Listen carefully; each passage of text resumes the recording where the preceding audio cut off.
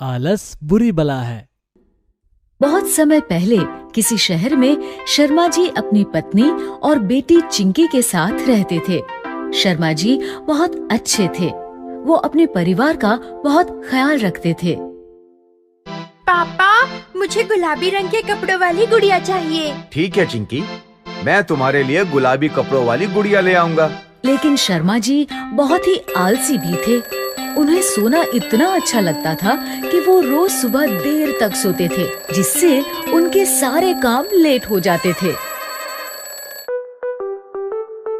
पापा, मैंने आपको इतने दिन पहले बाजार से गुड़िया लाने के लिए कहा था, लेकिन आप अब तक नहीं लाए। हाँ हाँ चिंकी, मैं कल जरूर ले आऊंगा। शर्मा जी के पापा उन्हें बहुत समझाते थे कि बेटे, तुम्हें अपना ये आलस छोड़ देना चाहिए। पिताजी, मैं तो आलस छोड़ना चाहता हूँ, पर आलस मुझे नहीं छोड़ता। लगता है आलस को मैं बहुत अच्छा लगता हूँ। अपने इस आलस की वजह से वो रोज ऑफिस देर से पहुंचते थे और बॉस के पूछने पर हर बार एक नया बहाना बनाते थे। शर्मा जी, आप आज भी ऑफिस देर से आए? हाँ, वो मेरी गाड़ी पंचर हो गई थी, इसलिए मुझे देर हो गई। मेरी गाड़ी में पेट्रोल खत्म हो गया था, इसलिए मुझे देर हो गई। आज मैं बस से आया, इसलिए मुझे देर हो गई। उनके बॉस इस बात से बहुत तंग रहते थे। शर्मा जी, अगर आपने समय से आना शुरू नहीं किया तो मुझे आपको सजा देनी होगी। अगर मैं ऑफिस जल्दी आऊंगा तो सुबह देर तक कौन सोएगा? ऐसे ही जब एक बार फिर शर्मा जी देर से ऑफिस आए तो बॉस ने उनसे कहा, शर्मा जी, मैंने आपको इतनी बार समझाया, लेकिन आप रोज देर से आते हो, इसलिए आज आप सबके जाने के 1 घंटे बाद ऑफिस से जाओगे। क्या? 1 घंटे बाद? हाँ, आज आपकी छुट्टी 1 घंटे देर से होगी। और अगर आप कल भी ऐसे ही देर से आए तो कल भी आपको ऑफिस में देर तक रुकना पड़ेगा। लेकिन बॉस, लेकिन वेकिन कुछ नहीं। अब जब तक आप अपनी आदत नहीं सुधारते, आपके साथ ऐसे ही होगा।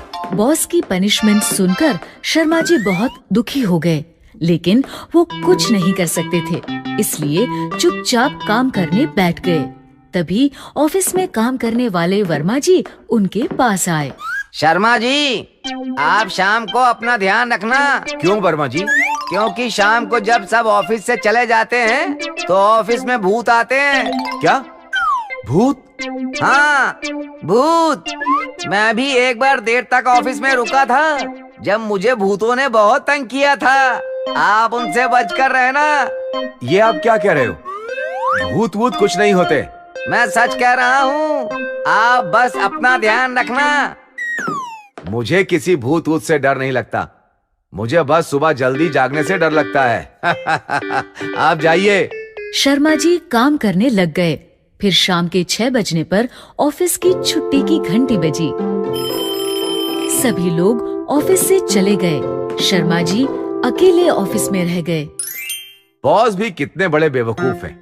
उन्हें लगता है वो मुझे 1 घंटा ज्यादा काम करने की सजा देंगे, तो मैं सच में ऑफिस बैठकर काम करूंगा। मैं तो 1 घंटा मजे से सोऊंगा। ये कहकर वो वहीं अपने टेबल पर सिर रखकर सो गए।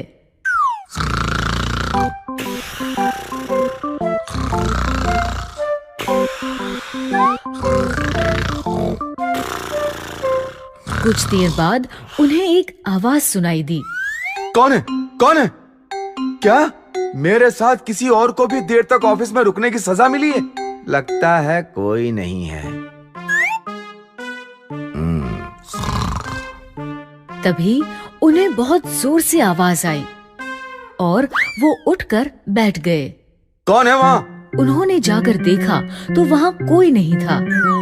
यहाँ तो कोई भी नहीं है। ये कहकर वो जैसे ही पलटे तो उन्होंने देखा कि उनके सामने एक फाइल जमीन पर चली जा रही थी। फाइल अपने आप चल रही है। भूत! भूत! भागो! भागो! और वो भागने लगे। वर्मा जी सही कह रहे थे, छुट्टी के बाद ऑफिस में भूत आते हैं। थोड़ा आगे जाकर वो रुके ये तो सच में भूतिया ऑफिस है। उन्होंने पलटकर देखा तो वो फाइल अब भी चलते हुए उनके पीछे आ रही थी ये भूत तो मेरा पीछा ही नहीं छोड़ रहा। और वो वहाँ से भाग खड़े हुए।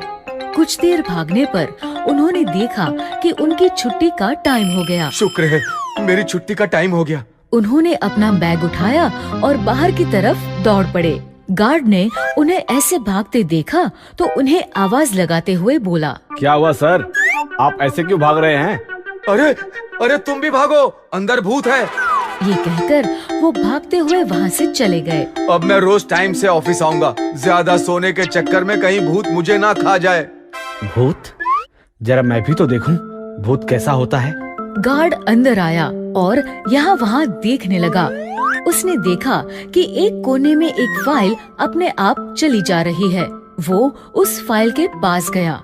उसने फाइल उठाई तो उसके नीचे एक चूहा था। चूहा देखकर गार्ड सारा मामला समझ गया। अरे ये तो चूहा है। सर इसे भूत समझकर डर गए। चलो इस वजह से अब वो रोज टाइम पे ऑफिस आएंगे। इस तरह एक चूहे की वजह से शर्मा जी के मन में भूत का डर बैठ गया और वो रोज सुबह जल्दी जागकर टाइम से ऑफिस आने लगे। होशियार कृष। किसी गांव में धनीराम नाम का एक शातिर साहूकार रहता था। एक दिन उसने गांव में एक अनोखी प्रतियोगिता रखवाई। उसकी शर्त बहुत अजीब थी। जाओ मेरी सारी शर्त के बारे में पूरे गांव में बता दो।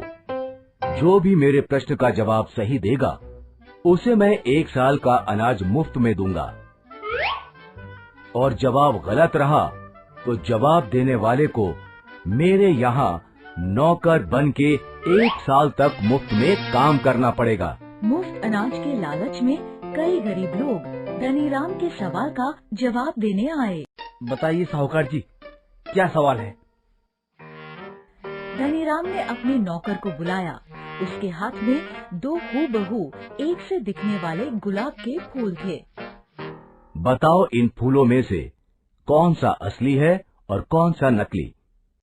दूर से देखने पर असली नकली की पहचान बहुत मुश्किल थी। ये वाला असली है सरकार। गलत जवाब, ये नकली है। अक्सर लोग गलत जवाब देते और धनीराम की शर्त के अनुसार 1 साल के लिए उसका नौकर बन बैठते। अब तुम 1 साल तक मेरे यहाँ नौकर रहोगे। उसी गांव में कृष्ण नाम का एक बच्चा रहता था। वो बहुत ही बुद्धिमान था।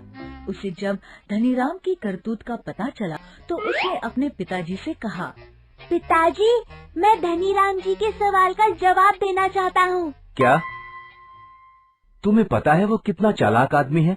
अगर तुम्हारा जवाब गलत हो गया तो लेने के देने पड़ जाएंगे। कुछ नहीं होगा पिताजी, आप मुझे लेकर तो चलिए। पहले तो कृष के पिता डर गए, लेकिन जब कृष नहीं माना तो वो राजी हो गए। ठीक है बेटा, तुम कहते हो तो चलो, लेकिन ध्यान रहे तुम्हारा गलत जवाब हमें मुसीबत में डाल सकता है। बच्चे को देख धनीराम और भी खुश हो गया और बोला, ठीक है, तुम प्रतियोगिता में भाग ले सकते हो, लेकिन अगर तुमने गलत जवाब दिया तो तुम्हारे साथ साथ तुम्हारे पिताजी भी मेरे यहाँ 1 साल तक काम करेंगे। कृष बुद्धिमान होने के साथ साथ दयालु भी था। उसने कहा, मुझे मंजूर है, लेकिन अगर मैंने सही जवाब दे दिया तो मुझे 1 साल का अनाज नहीं चाहिए। उसके बदले आप दूसरे सभी लोगों को छोड़ दीजिएगा। ठीक है, मुझे भी मंजूर है। धनीराम ने तुरंत अपने नौकर को बुलाया। उसके हाथ में वैसे ही 2 बड़े बड़े गुलाब के फूल थे। इन फूलों में से एक असली है और एक नकली है। बताओ कौन सा असली है और कौन सा नकली है? कृष भी फूलों को देख के असमंजस में पड़ गया। उसने कुछ देर सोचा और कहा, मुझे थोड़ा समय चाहिए। धनीराम हंसने लगा और बोला, ठीक है, जितना समय चाहो ले लो। ठीक है, तो मुझे 8 घंटे का समय चाहिए। लेकिन आपने कहा है जितना समय चाहे ले लो, तो मैंने ले लिया। अब आप मुकर नहीं सकते। धनीराम फंस गया। उसके पास और कोई चारा नहीं था। ठीक है। सब लोग 8 घंटे वही इंतजार करते रहे। गर्मी का मौसम था। इतनी देर में असली फूल मुरझा गया। उसकी पत्तियां भी काली पड़ने लगी।